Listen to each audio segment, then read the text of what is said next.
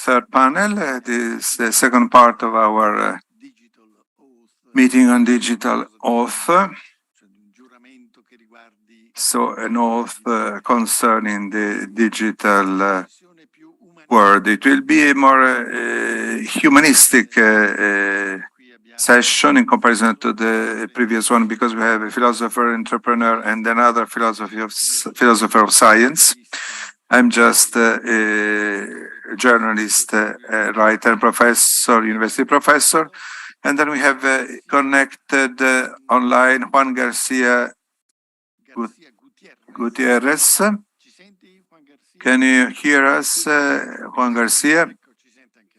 Yes, very well. So welcome with us. So this morning, despite the technical level of the papers, but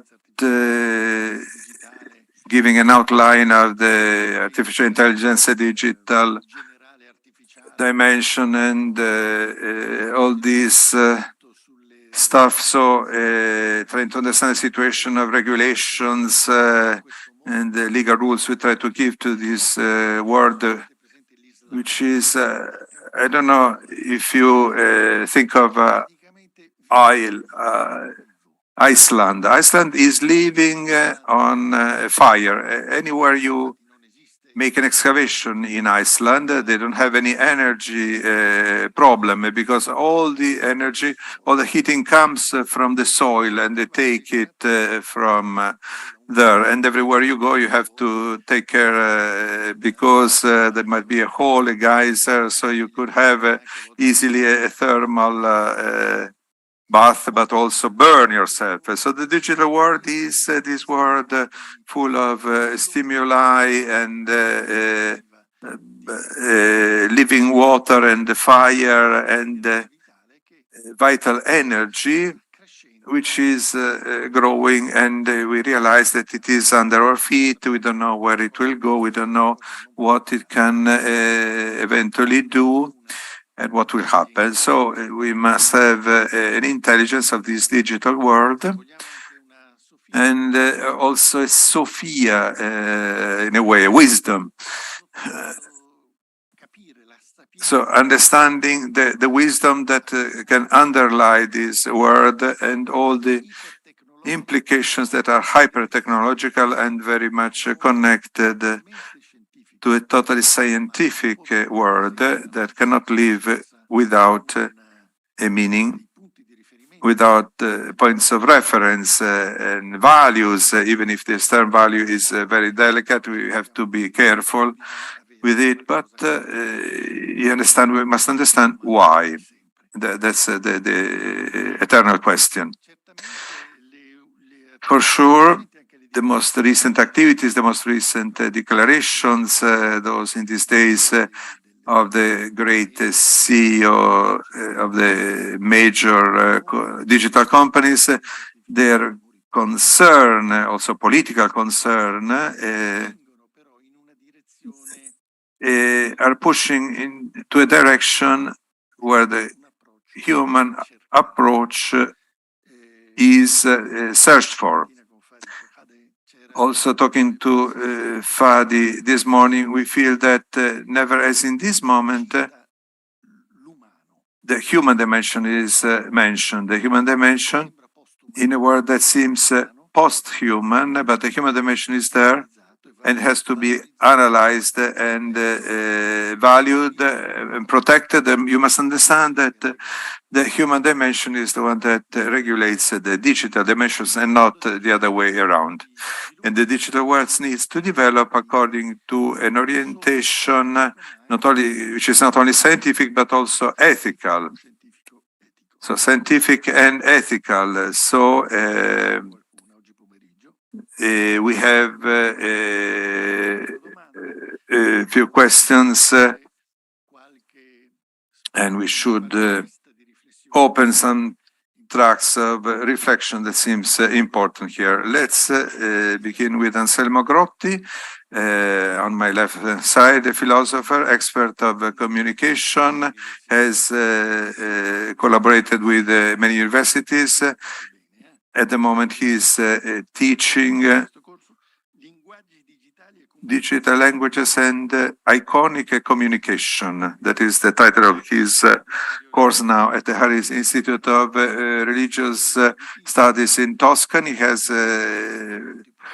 very much followed website and has been working many years in the University of Siena. I asked him, can there be universal ethics? Does philosophy admit the idea that there can be a shared and universal ethics about the digital world? This is my question to begin our conversation with him. That's my $150 million question to him.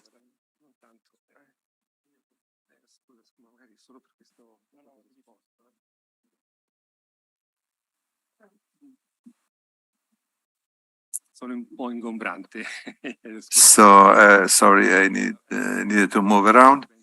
So good afternoon. Thank you very much to Sophia for this opportunity that is so important. I think that we are all wondering at this time what is happening in the field of artificial intelligence, because it is really an explosion everywhere. We hear this. And it is also a paradox, because artificial intelligence has been discussed since the 50s. So this is something that did not begin last year. We know that there were two schools of research, the one of weak artificial intelligence connected to expert systems that could elaborate specific situations, and the other one with important outcomes, expert systems in the area of medicine and other sectors. And then the other one was the dream of strong artificial intelligence that could imitate human intelligence in a way, irrespective to what this can mean, because it is also a problematic expression. So now there was a block. We even talked about the winter of artificial intelligence, in the sense that fundings were cancelled because it seemed no way out track. We see that in the automatic translation area. There were interesting development also connected to political development like the Cold War, but it was not very successful. We know this anecdote that is probably false, but it gives us the idea that this automatic translation, to which we gave the idea the spirit is ready, but the flesh is weak. So it came out that in Russian translation was the following: vodka is good, but the meat is rotten. So this is very likely a false anecdote, but it identifies an important aspect. Now, automatic translations play a very important role, because what happened?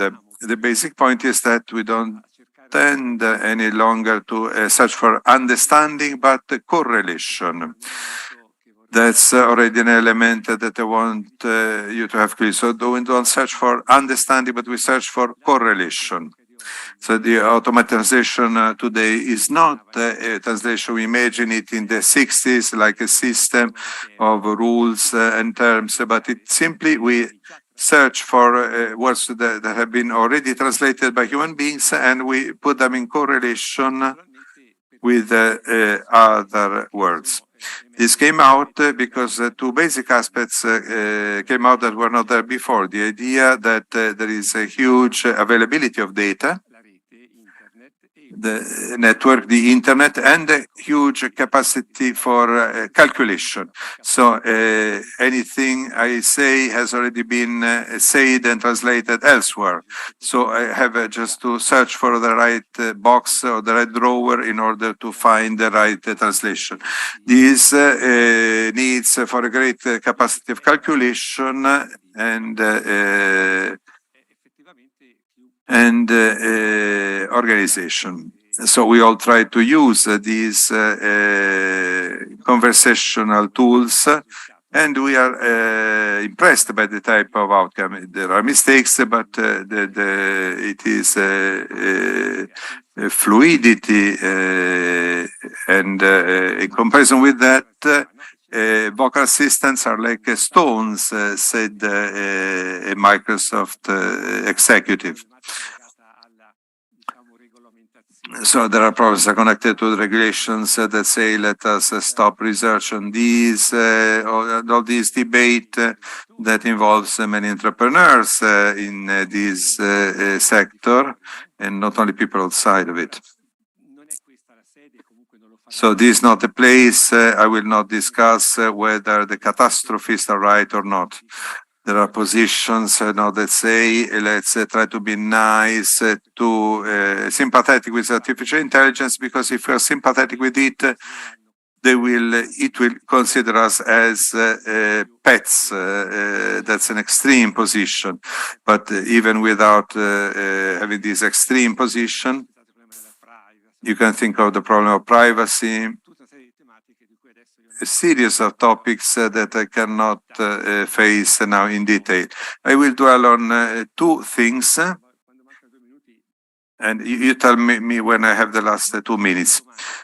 So two philosophical questions. The first is the one that Michele mentioned, is connected to our common humanity. That is it possible to think of common values and what we can call universal ethics. And as Michele said, the expression is a bit ambiguous and a bit suspicious, because in history sometimes we elevated to the range of universal ethics something that we wanted to impose to everyone. You can think of the Declaration of Human Rights in 1948, what we own to Jacques Maritain, etc. And there were merits about this. You can think also the preeminence of the political rights in front of the economic rights. You can think of Charles de Foucault, Habermas, and other authors and their criticisms, which were well-funded. But I wonder, what shall we put in the place of universal ethics? If we give up this concept, what can we put there? Because isolation is not possible any longer, and that is clear for everyone. So if we put aside this project, research project, we only have strength with us, and not strength only as something that is present, but also as the only criterion if we take away the other one. So today more than ever, we are facing a need, and the things themselves urge us to find a common ground, and this is a correlation. So the digital world, the net, the development of artificial intelligence force us to manage processes that are systematically interconnected. We cannot do without them.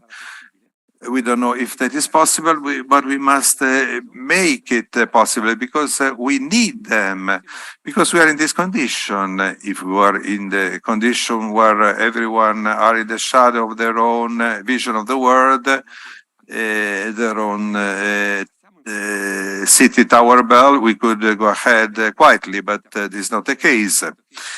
And this is not denied by the fact that paradoxically, the idea goes ahead that what we call the splinternet, the idea of dividing internet into closed, sealed compartments like state censorship, the state intranet, or marketing sectors like the social network that were created during the lockdown, and all the systems that risk to isolate the political community and divide them into non-intercommunicated single groups. So that would lead to civil violence, to civil war. So Europe began an interesting research on these. You can think of the commission that established the 7 guidelines for artificial intelligence from the ethical point of view. And Marco will explain that. Marco Sanchioni will explain it in details. But the second issue is there is a need for this universal ethics.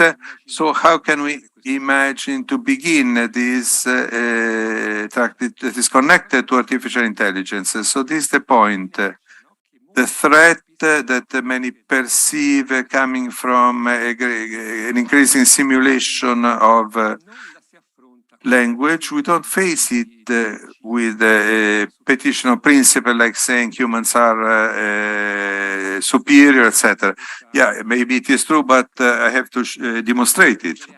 So we have to take stock that our attitude is greatly really dominated by some mechanisms, and this shouldn't surprise us because we are human beings, we are animal beings. But the basic point is that there is a percentage that is maybe minimum under a numerical point of view, but it is crucial because it is what characterizes us as humans, where we cannot be reduced to single individuals. So the difference between understanding and correlate.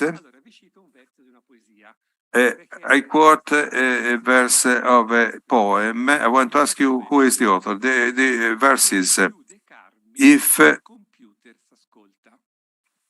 more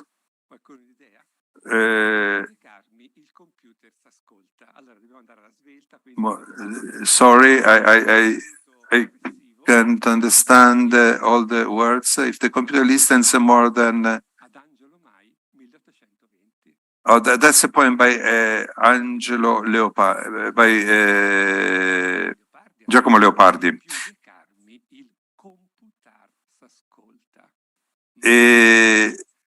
If more than songs we listen to calculations, could be the translations.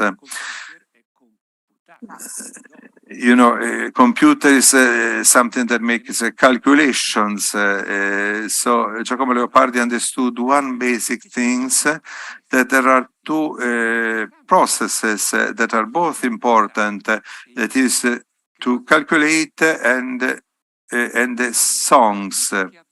The songs are something that needs an interpretation. The digital dimension does not need an interpretation, but only a recognition and acknowledgement. The algorithmic software program does not interpret it, just execute under the if-then program. So what is in the poem or in the song is what asks the interpreter to interpret, to choose the meaning. And in this case, the semantic polysemic is not an ambiguity, it is a richness. So the frame of the subject is basic to understand what it means, and the message is not self-sufficient as it should be in the case of algorithm instead. Then another literary work. So Lewis Carroll, not the one of Alice in Wonderland, but the one of Sylvian Bruno, says, one day will come, if the world will be long enough, where every possible melody will be made, every possible pun will be made, and the number of words will be finished. This is an algorithmic description. So if it is the case, I have the language as an immense library, but finite, made of words, so limited. You can think of authors such as Schlegel, who said about Hamlet, the work Hamlet by Shakespeare, that viewers in the time of Shakespeare did not see in that the Oedipic aspect that we see in Hamlet. And maybe in a few centuries, other people will see other things. So human language is a language that is strongly symbolic, so it is always capable of something new. So, and I skip some passages here, but the point is, where it is universal ethics, that it is in trying to keep open this front of the symbolic datum, because if you lose this, then this is an element that makes us become people who react to stimuli according to a process that are polysemantic, which is very good in the next situation, but it is not what characterizes us as human beings. But it's basic in all cultures, because all cultures have symbols, they have poems or songs, and the point is not to change the algorithms, but you know, sometimes I hear people saying you shouldn't be turned into machines. So apart from the fact that, as Alan Turing said, artificial intelligence has risks, but also natural stupidity creates risks. So I don't know if we'll be able, like human beings, what I think is not important, but the issue is that of universal ethics. So we should create a situation that we don't create humans that think like machines, because in that case it would be easy to create machines that think like humans who think like machines. Forgive me the pun. So this is an important element, because for Rose, he wrote a book called The New Mind of the Emperor, which is and there is this ultra exceptional computer, and there is a boy called Adam, and he asks a question that troubles this ultra computer. And the question is, how do you feel being a computer? Which is like Nagel when he wrote, how do you feel being a bat? So, as a bat. So, not reasoning in the third person, but in the first person. So, I think this is the passage. So, let's keep the poem and the song and the computer. The third person and the first person, and the algorithm with the song or poem. That's the main challenges we have in front of us. Thank you very much.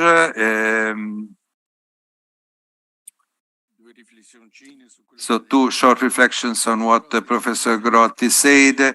So the extreme positions do not help with a healthy relationship with digital. Rational positions make us understand things, also how to begin a track from language beyond the language and ending up in the same symbolic dimension. So perfect transition with the pedagogics, with Juan Garcia Gutierrez, associate professor at the Department of Social Education and Pedagogics at the Faculty of Education of Madrid, and he's connected with us from the US. I'm doing research here in Illinois.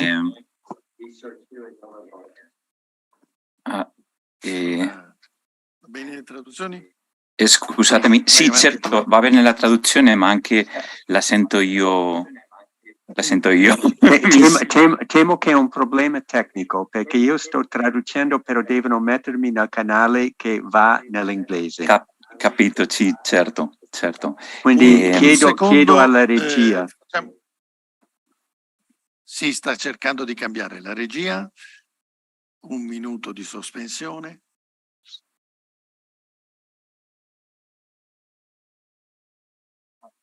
Fatto?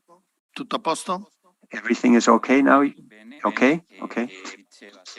I was saying I'm here in Illinois at the University of Education for research on education in this emerging technology. To continue what Professor was saying before, I think what's more important is to have a vision, a human approach to artificial intelligence. We have to have an integral approach to technology, and this integral approach must be not only technical or economic, but also ethical, educational, and also political and juridical. Ethical, because there's a need to clarify values and also the principles where technology is moving. Educational, because there's need to transmit trust and also not only to learn to be connected with technology, but also to learn to be educated, to disconnect ourselves from technology. And then we also have to have an approach, legal and juridical approach, to protect human rights and also the state of law. I think this is also very important, perhaps. Okay. There can be a lot of criticism of the Universal Declaration of Human Rights, but this is the only tool that we have shared and that we have agreed upon among everyone to have this mark of value, not only of values, but also juridical principles, to have this guideline. So I think that it's very important. Then to introduce a bit the topic on education as well as ethics, it seems to me that we can have in mind a bit the narration of this story of the Lord of the Rings, which is not just the book by Tolkien, but it's also a story that Plato recounts in his book, in the Republic, to illustrate a bit what human beings do when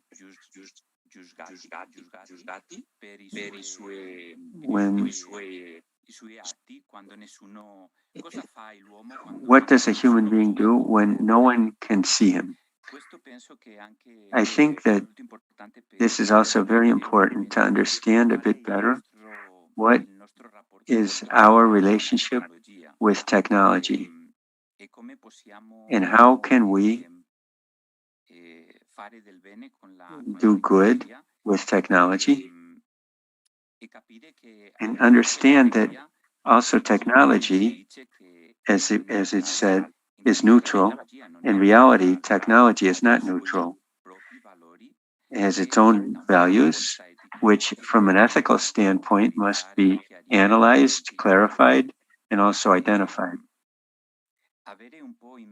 Having in mind a bit, this metaphor of the Lord of the Rings,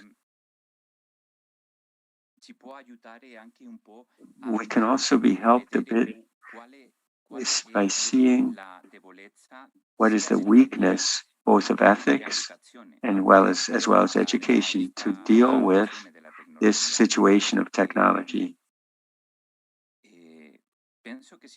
I think that it's possible to identify three limitations which are important for ethical thought, because in the end, I'm very much in agreement that ethical thought should help us to build this universal ethic to deal with technology, because technology impacts both the individual person, the person in his alone, but also the person in his dimension of humanity. Above all, if we think of this emerging technology, nanotechnology, or genetics, but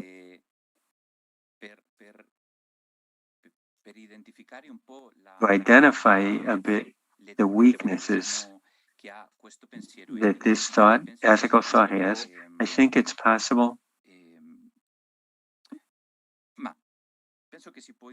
I think it's possible to identify three issues to identify the weakness of ethical thought. The first of all of these weaknesses is that which the philosopher, German philosopher Gunther Anders, called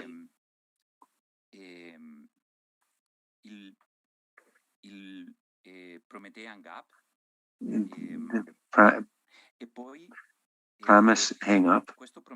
And then this promise hang up is a relationship of asymmetrical relationship between what we can think and what we can imagine and the results of the research, the study, and also the technological action.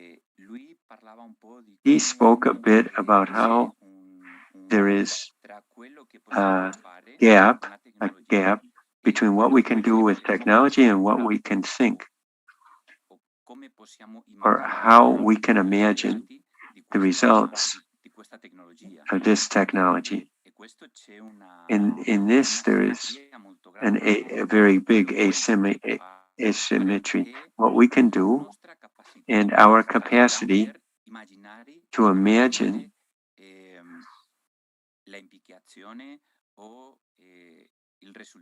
the results or the implications or the results of our action.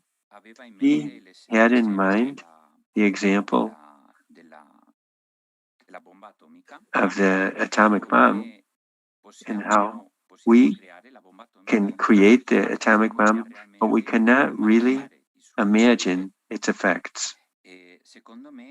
In my opinion, also in this idea of asymmetry between what we can think and the results, there is also a limitation to think about technology ethically regarding time.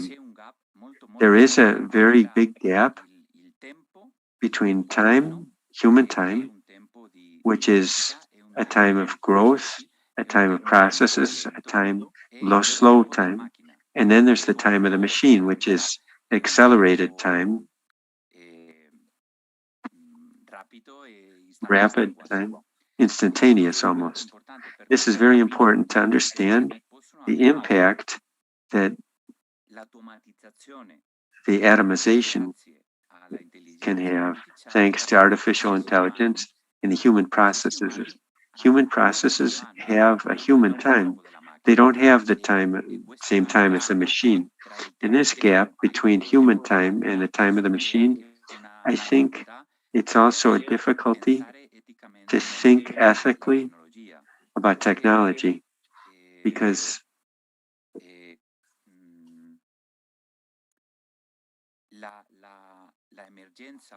the emergence or the eruption of technology is more rapid. It gives the capacity that a man needs to integrate what's new about technology into his tradition and in his living every day, and also in his culture. Perhaps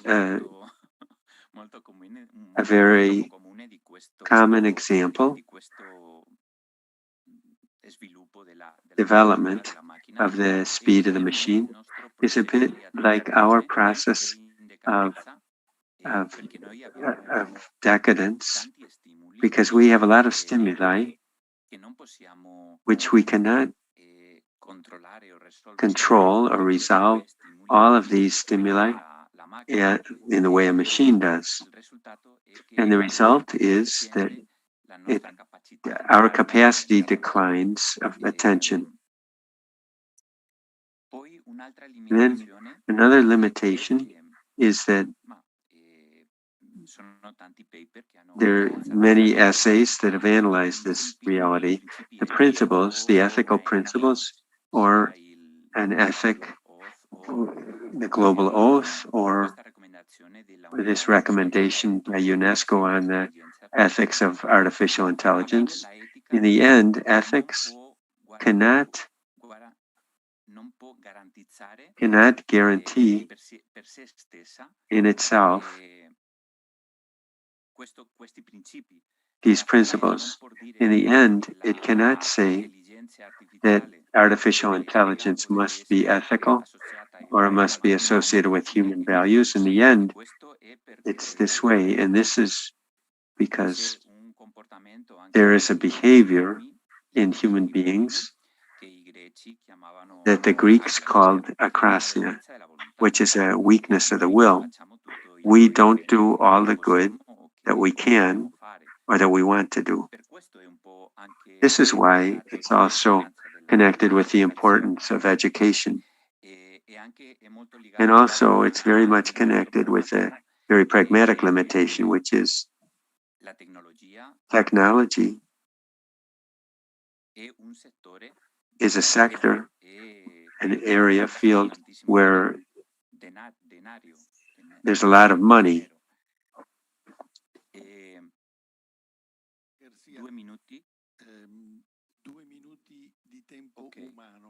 Two minutes of human time, not a machine time. So, okay. This is also a very important limitation, the pragmatic one, because in the end, what moves money is the research.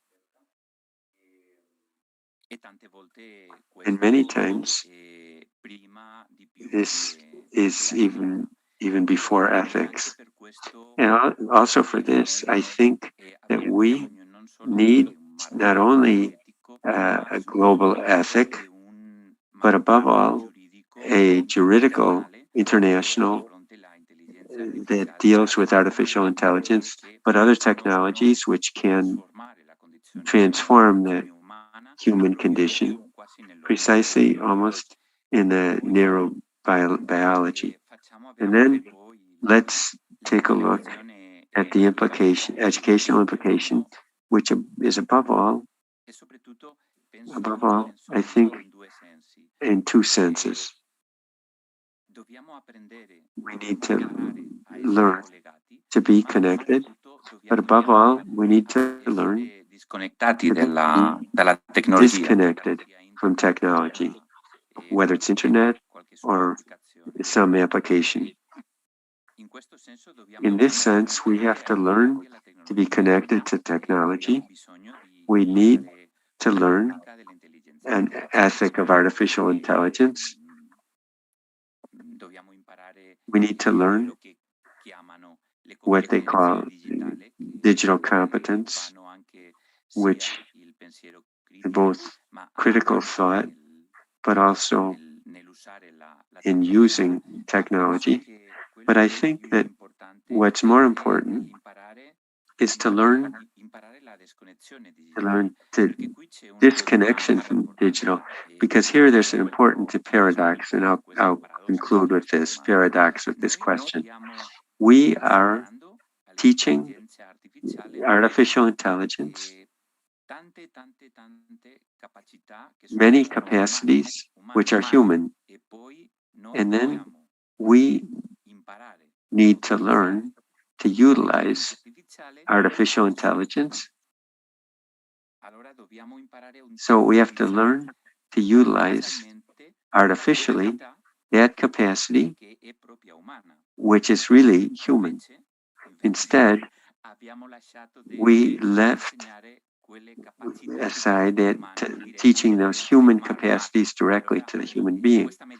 So this mediation seems to me very paradoxical, and it's very important from the standpoint of the ends of education, because ultimately our education, above all in the West, and here there's a very big connection with politics, education had the goal of teaching or educating autonomy of the individual person, autonomy of the person, in the sense that the person in this autonomy could develop also in society and politically.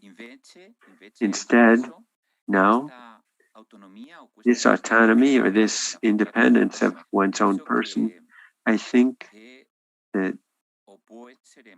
it can be very much in crisis as a result of this introduction, which also to be in reality, we have to have with our students, we need to teach to our students to utilize artificial intelligence in order to do artificially things which could and must be done humanly. And with this, I conclude a bit with this question, a bit on the future of one's own human autonomy in this journey of artificial intelligence and teaching the introduction of the future generations in this reality of artificial intelligence. Thank you. Sorry for going over time. Thank you. Infinite thanks, Juan Garcia. Thank you.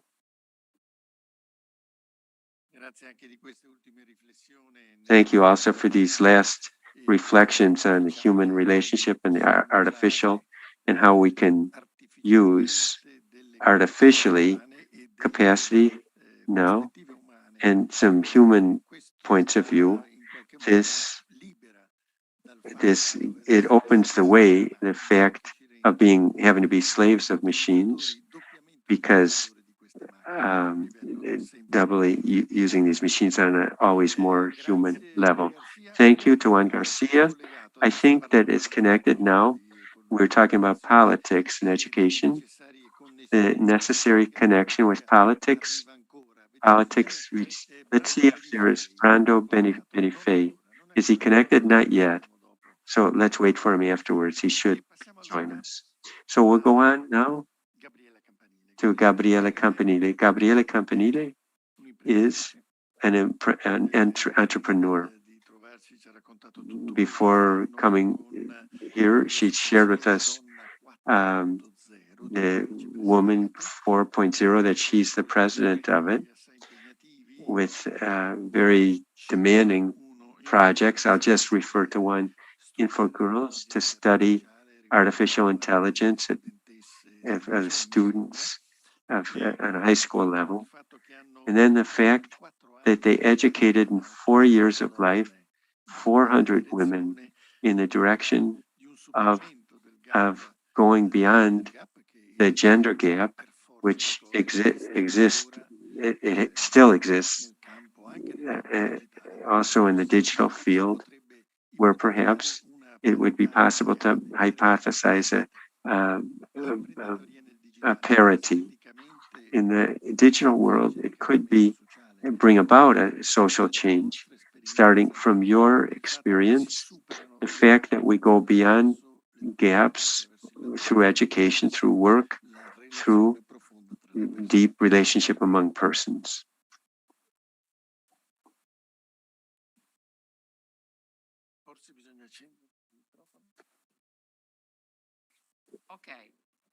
Ora non so, mi sentite? Perfetto, bene. Grazie mille per questo invito. È veramente per me un grande piacere, un onore essere qua all'Istituto Sophia. So it is an honor for me to be here at the Institute Sophia. I also bring you the greeting of our president who would not be here with us today. So to get your question, I want to ask you the antefact.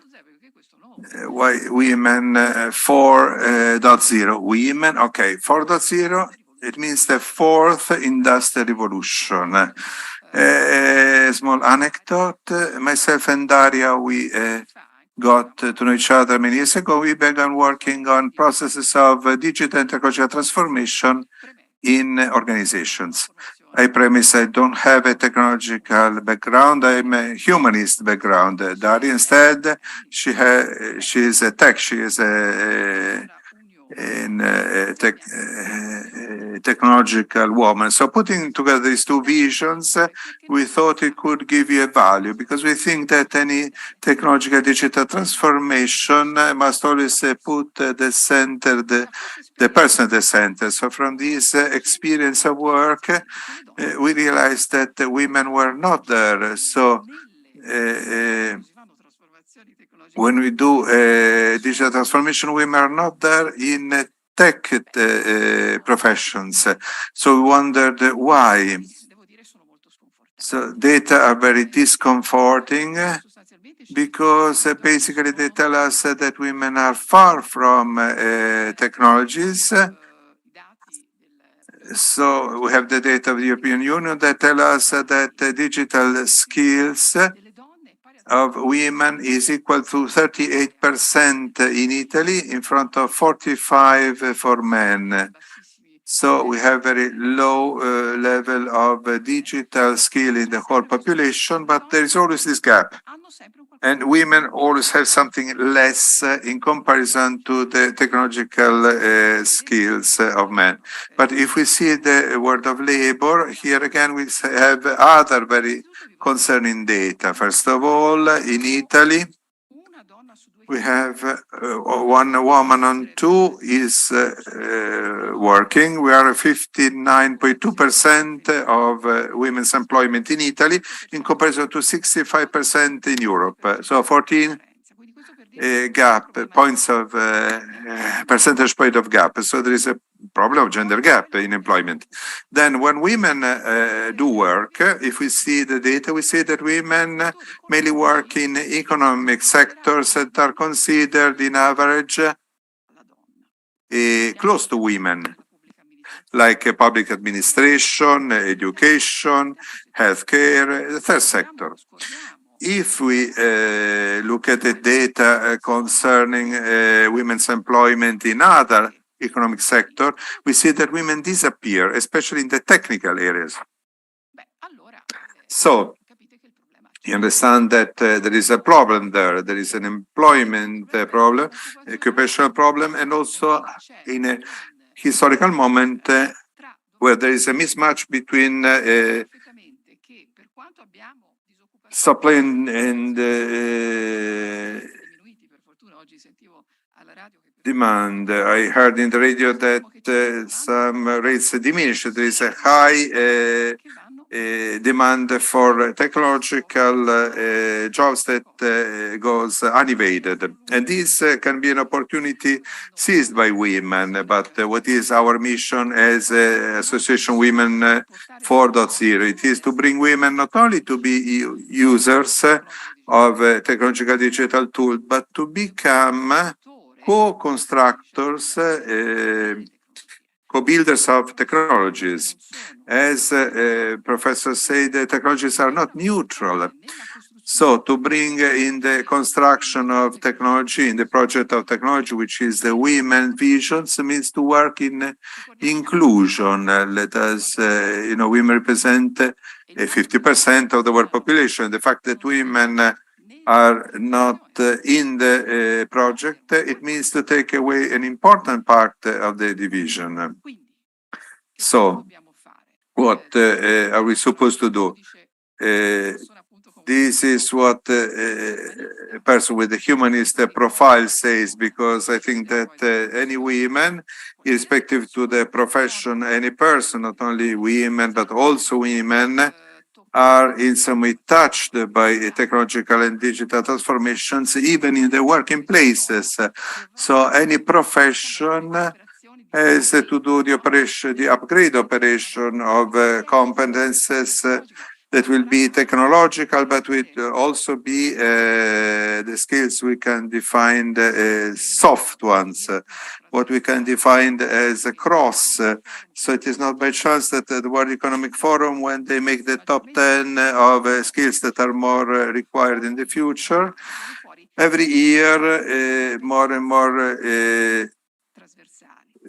there are cross skills like so the cognitive skills in the area of artificial, the skills that are more required are the cognitive skills, the soft skills, analytical capacities, flexibility, emotional intelligence. Because the changes, as we said, are so quick. Machines, as Professor said, have a different speed in comparison to those of man. And this difference in time can be the destabilizing element. So this destabilization has to be governed, and we have to govern it by developing normal intelligence in order to manage the changes and the changes that basically produce in people. So what can we do? And that is the closure of my intervention. With Association 4.0, we do make concrete programs, and we do them in 4 pillars that are our manifesto. First of all, to guarantee accessibility to the network, the fiber. You know, something I read, the director of the UN women's sector and women, talking about the digital poverty. She opened the session by telling us that the gender disequality will be even increased by the gap, by the digital gap. So women will always be more and more excluded. And she said the smartphone, you know, we are talking about artificial intelligence, and she talked about smartphone. It seems that the smartphone is the device that women have less. So there is a gap between men and women concerning the smartphone possession. It means to have access to basic abilities. We can think of payment, healthcare services, security services, etc. So this means that there are still in the world many women who cannot have access to the basic services. So accessibility, and then the second pillar in our manifesto, education and training. So we must think that we have to bring the new generations to be closer to technologies, because only by bringing the new generations to study external skills that we can have in the future more professions. And we do that with 2 projects. E for Girls, it is the first campus on artificial intelligence addressed to girls of the 4th year of the high school. In Voltaire is the first project. The second project is still addressed to girls, an orientation project on which we wanted to work. We bring examples of women who play that kind of role. Then we wanted to stimulate the public policies and the private bodies to bring ahead services of upscale skills or requalification of women, so that women are not excluded from the market because of this digital development. The third pillar, leadership. We must break the glass ceiling. women are not in the power positions, and even more so in the tech companies. Because these companies, they will create a technology that will have an impact on all of us, and we want to bring ahead the logic of inclusion. And we think that technologies can be inclusive, but we have to create a basis so that this can happen. Then the last pillar, entrepreneurship, to bring women to be entrepreneurs, especially in the digital field. And I think my time is over. Not yet. I will add one more thing then. So the question that comes spontaneously, why women are guided by, have problems with technologies. And this encouraged me to be in this association, working it. I think there are cultural and social models that prevent women from see them in different places.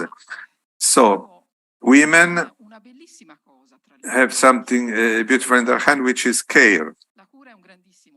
Care is a great topic. I think we all know about the importance and the value of care. But unfortunately, care remained in the hands of women, the care of the family. Women are caregivers. Women are volunteers. So we have to rewrite this paradigm of care. This should involve men too. Men too must take care. They must take care of others. They must take care of everything. So we should do it in such a way that women can get out of this cultural model in order to get closer to something that historically, out of, in order to learn, we think that technology is not appropriate for women. So there is an important cultural stereotype to put down. And this on a personal level, even out of my training, is something for which I am happy to be in this association of women 4.0. Thank you. We all detected the importance of civil society, even in the future of artificial intelligence and the digital world in general. This morning we talked about governance, we discussed about governance, but it is not sufficient public intervention. Law is not sufficient to regulate this world. Certainly we need other pillars that can be entrepreneurship and civil society that is indispensable to get to governance. So emotional intelligence and cross competence. These are qualities. So a society as a whole that should take care in the field of technology. Now, Marco Sanchioni.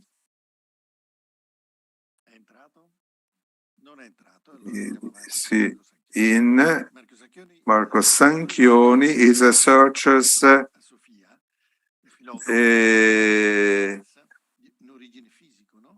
is a physicist.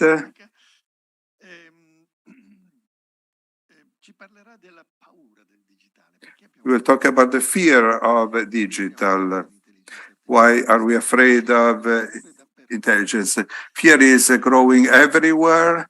So how can we be among limited human beings and the limits of artificial intelligence? And I give you the floor.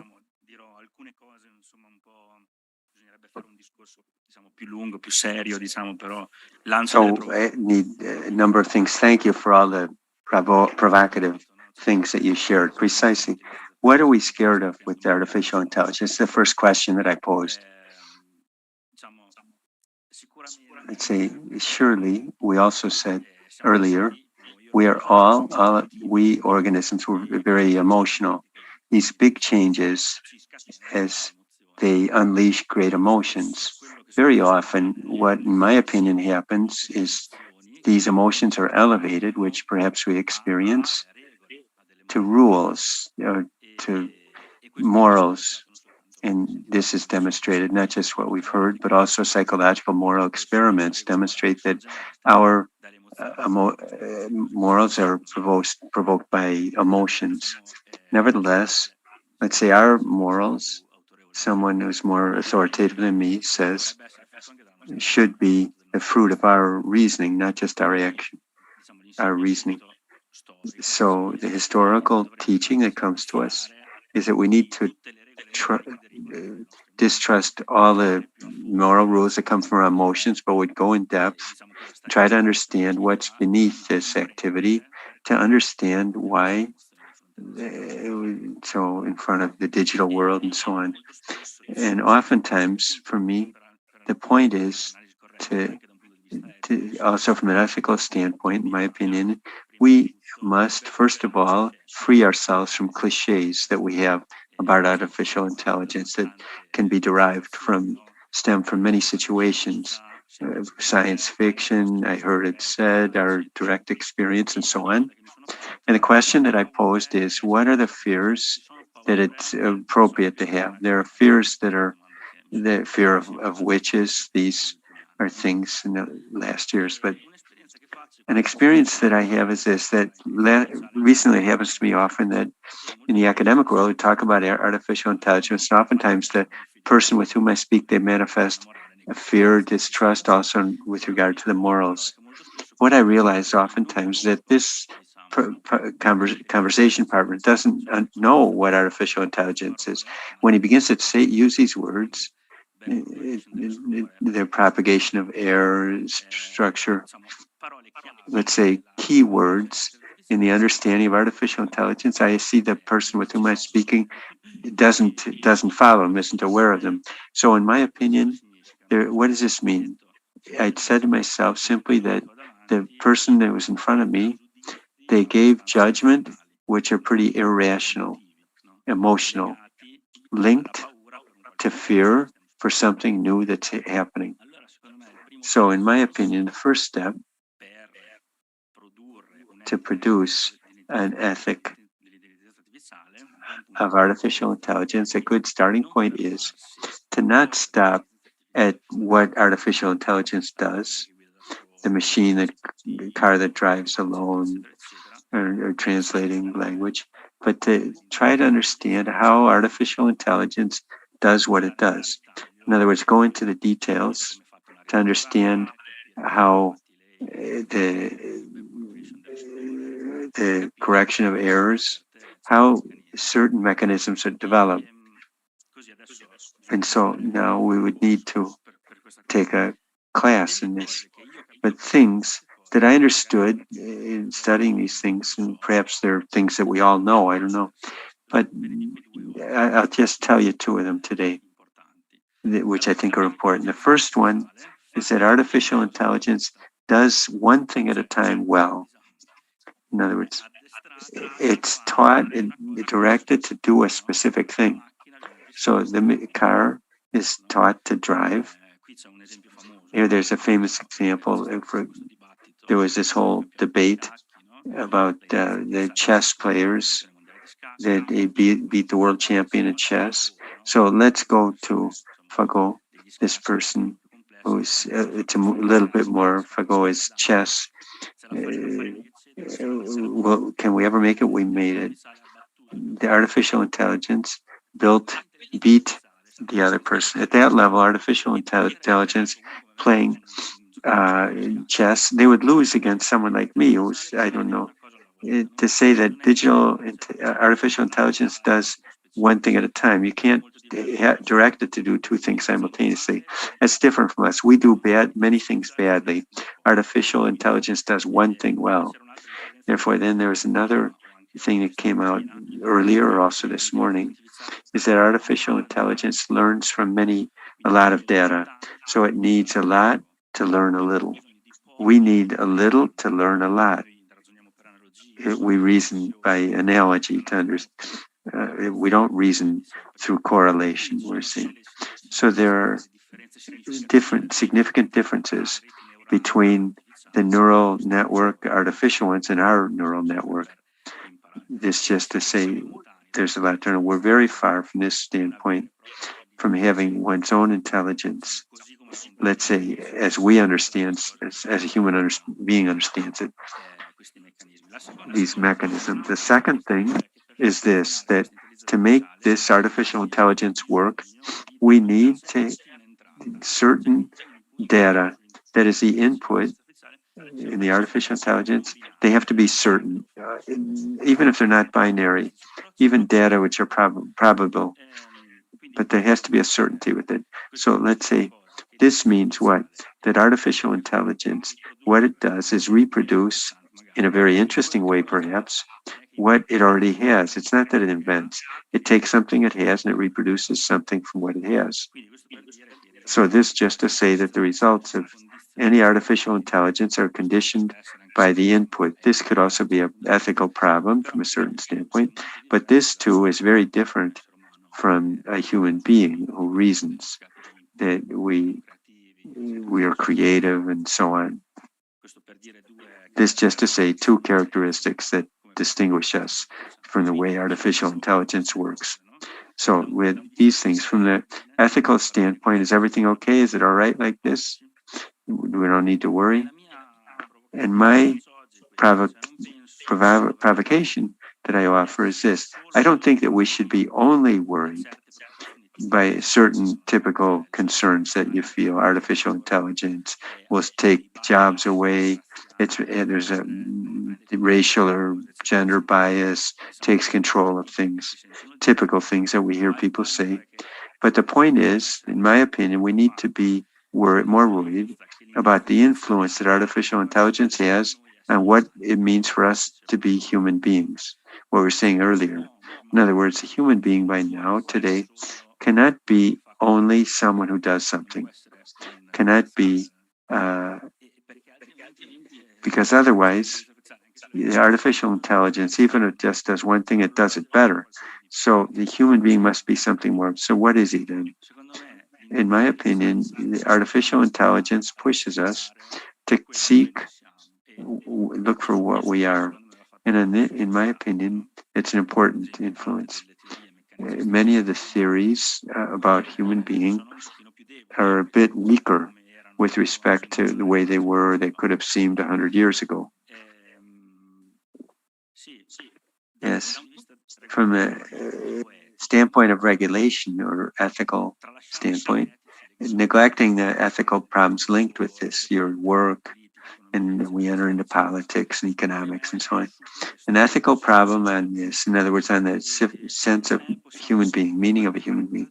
I think the most striking parallelism is with the regulation of artificial ethical reasoning. Many researchers have said this in the last years. That is, we would have the technology to create the perfect race, the perfect human being from a genetic standpoint, but we don't do it. Why don't we do it?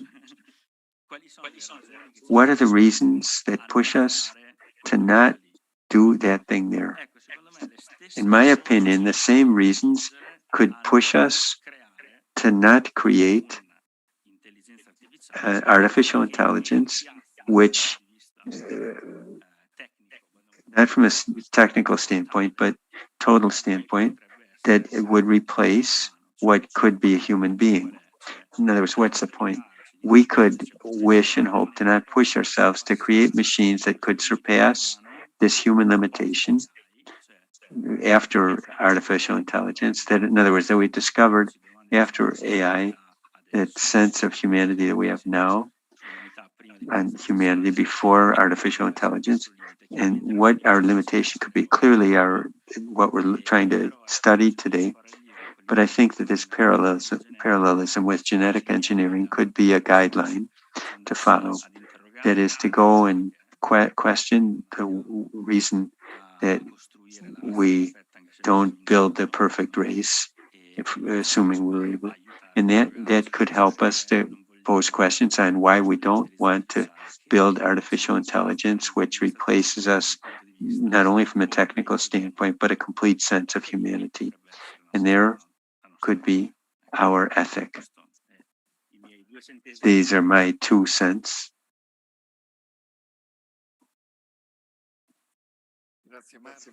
Thank you, Marco. It's Sanchioni who upset the apple cart. As I remember a few centuries ago, some kids, I was explaining the mechanism of advertising when you're saying, look, why is there the red color there? Why that word there? Why that sequence of images? They understood much more than I understood, indeed, and they were able to have a vision on things, to be almost, I don't say impermeable to the commercial effects of advertising, but they were understood. They had upset the apple cart. So I thank you for having upset the apple cart and for having given value at the same time. So I believe that we could conclude here our session. Maybe we could ask a couple questions. Yes. Let's do 5 minutes. A couple questions for our Marco Sanchioni, Gabriele Campanile, Grotti, and Juan Garcia Gutierrez. Yes. However, we need a microphone. Is that possible? To bring the microphone around, okay?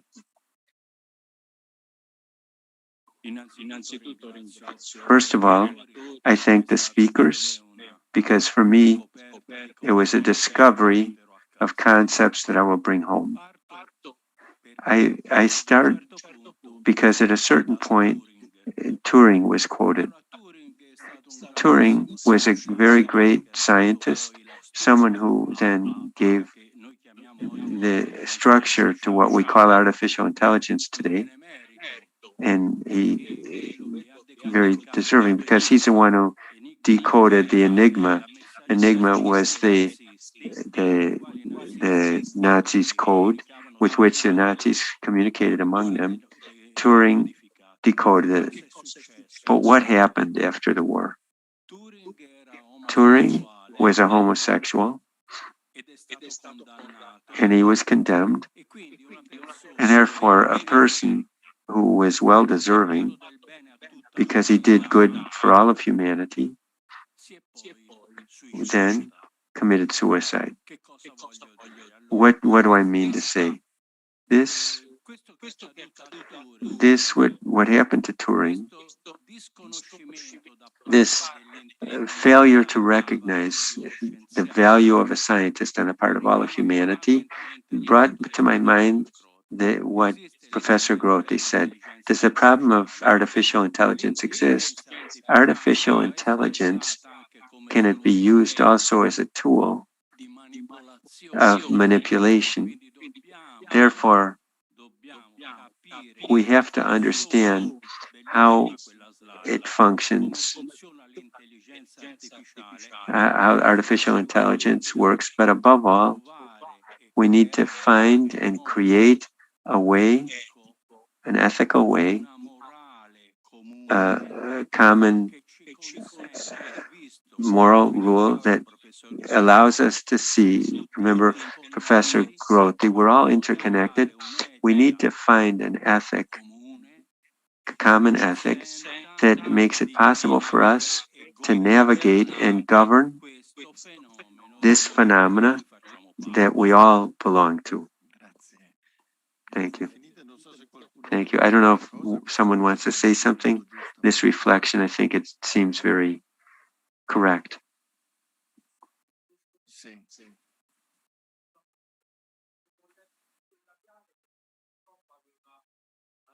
Il microfono, sì. Bene. Allora, nel tempo si è collegato. In the meantime, Brando Benifei connected.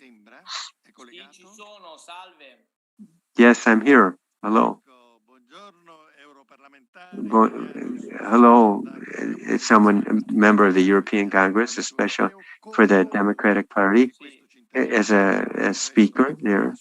And this is more interesting to us than your political activity. For the topic today, the speaker on artificial intelligence, putting together the law for the protection of consumers.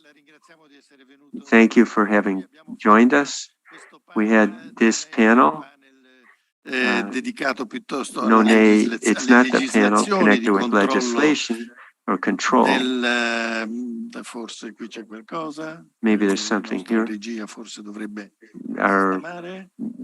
technical part has to put things in order. Se riusciamo a togliere misteri, no? C'è sempre There's some mysteries here. There's always una dose di mistero a anche dose of nel mystery digitale, quindi bisogna in the sempre digital part. riuscire.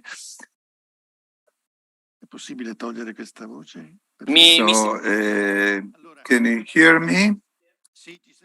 Yes, we can hear you. Sorry, we had technical problems. So we reflected on the ethical pedagogical issues. So we are happy to hear your thought.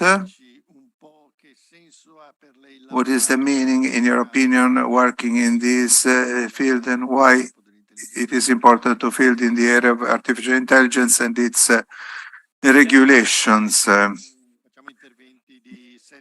We have, please don't talk with more than 8 minutes. I will be very short because I'm in the middle of meetings on this negotiation of regulations on artificial intelligence. Shall I speak in Italian or English? I can't remember. Italian is okay, thank you.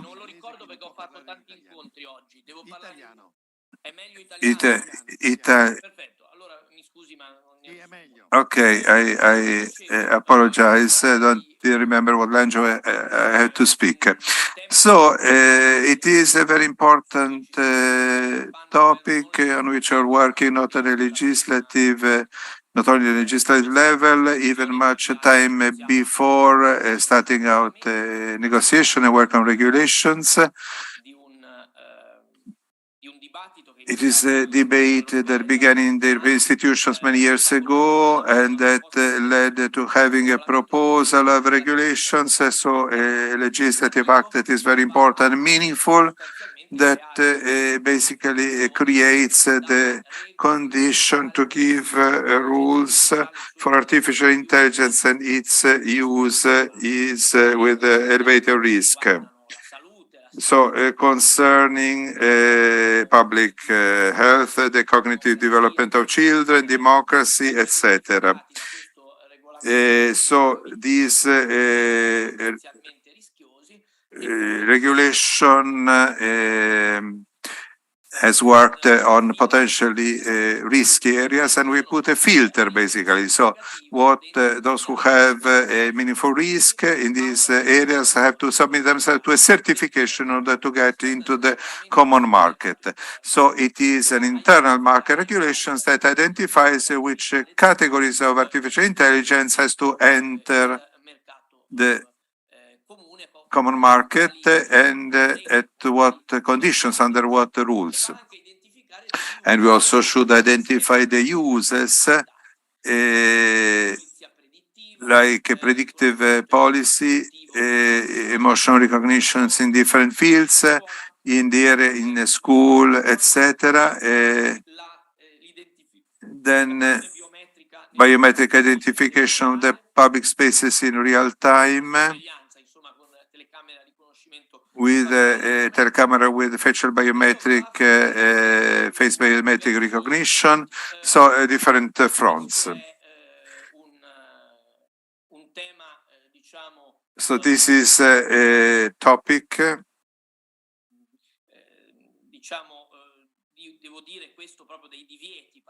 So this prohibitions, the topic of prohibitions in the negotiation with the member states will certainly be one of the most complicated topic on which we are to work, because the regulations will be finally approved in the text of the Parliament at mid-June, and then it has to be negotiated with the member states at the Commission.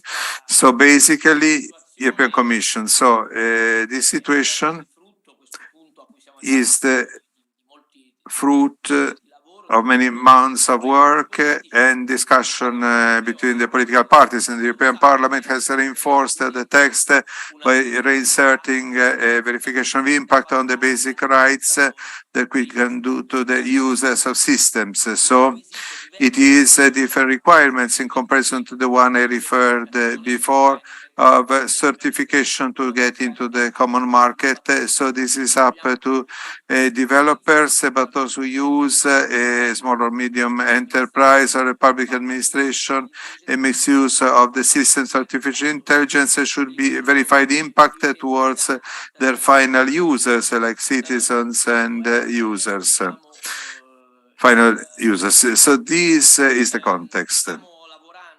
We are working now on a common discussion with the rest of the world to find a common language of artificial intelligence,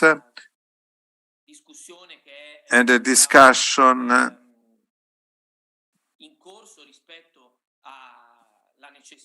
in progress vis-à-vis the need for identifying this idea of the scale of risk as a shared system with the US, with Japan, in the OECD, where we have a definition of systems of artificial intelligence that we adopted in our regulation. So there is an effort to create not a unique regulation, a single regulations, but at least a dialogue.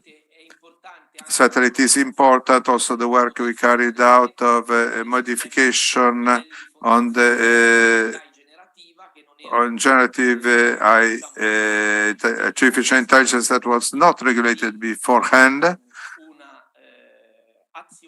So it is an action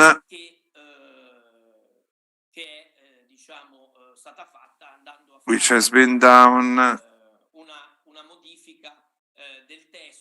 by changing the text in order to give to large language models that do not have a predefined purpose, so they get out of the logic of regulations of the requirements in order to be used within our common market, always in the respect of data governance, of all the characteristics that are defined for certification. And then for generative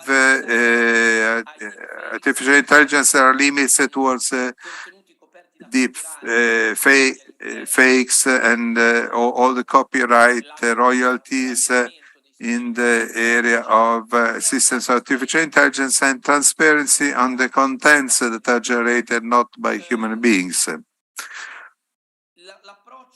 So the approach comes from a pre-legislative reflection around the idea of an artificial intelligence focused on human beings, guided by ethics, and as a politician I say it is the topic of trust, the basic issue. So we wanted to generate a trust in citizens, in users, in order to urge the use of artificial intelligence, being aware that we did everything we do in order to mitigate risk. This is the purpose of the regulations.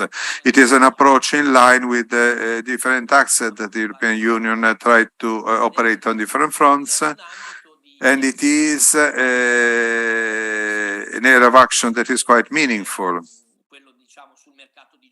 the one on the European digital market, because we have the Digital Markets Act, we have all the acts concerning the data.